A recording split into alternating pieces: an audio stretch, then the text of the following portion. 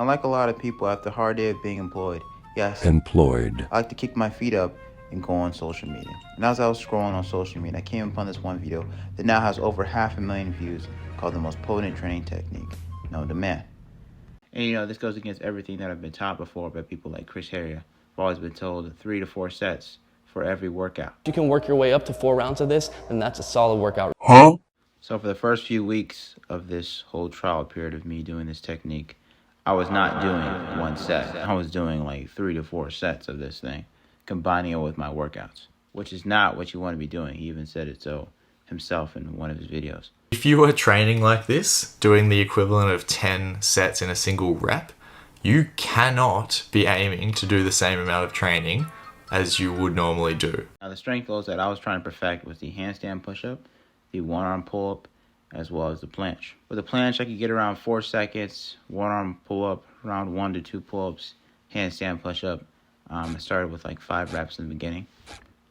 Warm up!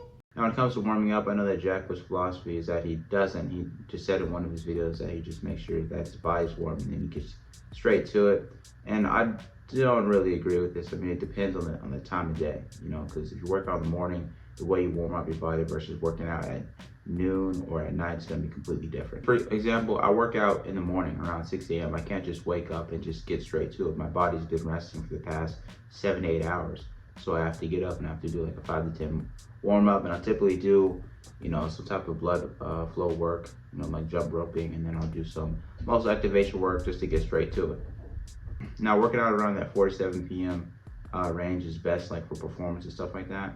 And if you do work out around that time, you don't really need to warm up as much. So if you are working out around that time, you don't really need to do too much of a warm up. But regardless of that, I do think it's important to warm up because, you know, we all age and get older. So it's just important that, you know, when you're 50 years old, if you haven't been practicing warming up when you're 20, you're not gonna have that habit, you know what I mean? So it's just important to warm up regardless. And you might be able to get away with not warming up when you're in your 20s, but not so much when you're in your 50s. I think the hardest part of this routine is just being able to know when you're going 100%. You know, there's a lot of times where I thought I was going 100%, but I was either doing too many reps, or I was assisting myself too much throughout the movement. As well as knowing when to stop, because there'd be a lot of times where I'm doing like my one-arm pulls, my Nordic curls, and you know, I feel like I could do more after I got done resting for a little while. But typically, you know, I know when to stop when I essentially can't hold it for longer than 2 seconds. That's typically where I just like to stop and let it go. Now, I know the purpose of this video is for my handstand push-up, planche, and my one-arm pull-up. But I was also testing this method out for my front lever.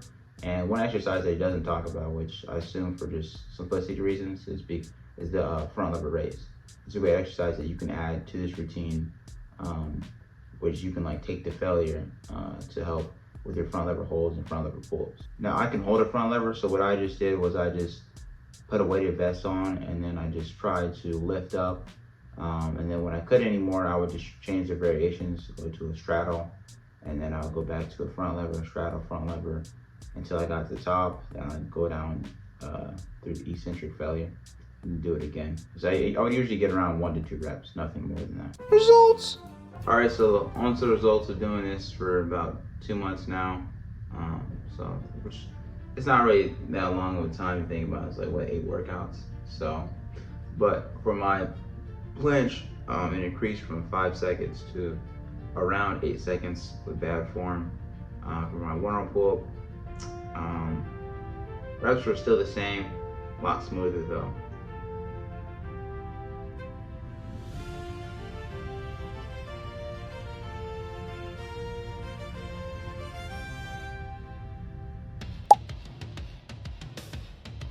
When it comes to my handstand push-ups, I went from 5 to 8 reps.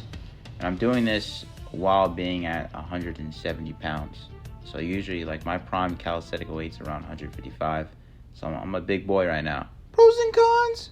All right, so before I end this video, I just want to go over the pros and cons of this workout. I'll just start with the cons. So first off, it's tempting to do more. You know, I'm so used to working out almost every single day that I had all this time to just chill out and do nothing, or maybe go hang out with friends or something like that. So, you know, if you're not used to that, I would advise just splitting out throughout the weeks. That's at least what I did. Another thing is hypertrophy. This is a great strength workout, but you're not building muscle as much as if you were to to focus on hypertrophy rep range. And the thing is, when it comes to calisthenics, neural adaptation times muscular cross-sectional area equals strength. So the more muscle you have, the more potential for strength that you have. Next thing being learning curve. In the beginning, it can be hard to find out where that 100% is for you giving 100% with every single rep. So, it just takes a while, maybe a few workouts to figure out, okay, I'm actually doing 100%. And then progression speed. Now, Jack Woods talked about how this was like the best way to progress.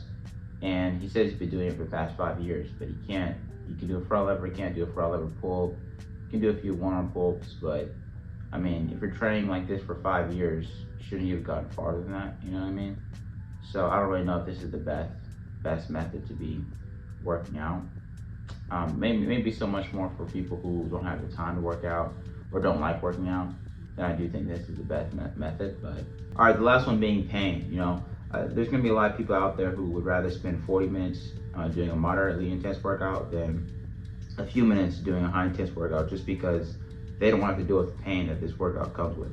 Sure, you don't do it a lot, but it's very, very uncomfortable. So, oh yeah, also another one would be, it's not really weight accessible. If you're a weightlifter, you can't really do this. I mean, if you have a partner or two, you could try and do this, but it's more so meant for calisthenics. It's the safest way to go about that. So if you are a weightlifter doing this, you're gonna have to come over to calisthenics. Now when it comes to the pros, everyone knows saves time, you're building muscle. You might even be saving yourself money if you don't go to the gym. I was actually watching one of Jacko's videos in response to another fitness influencer that was talking about on his routine. Kind of reminded me of two lesbian chicks arguing over who's fair for bill. But he was talking about how it was like 3,000 Australian dollars, which would be 2,000 American dollars. And I can see how people would, pay for that, because in the beginning, it can be hard to figure out, okay, am I going 100%? Because when I was doing this in the beginning, I was getting like 8 reps when it was coming to my weighted pistol squats that I was doing, which was way too much. But I thought in the beginning that was me going 100%, but it wasn't. If you guys have any questions, just comment down below. Whatever you do, don't to gains. Shark a bitch. Shark a bitch.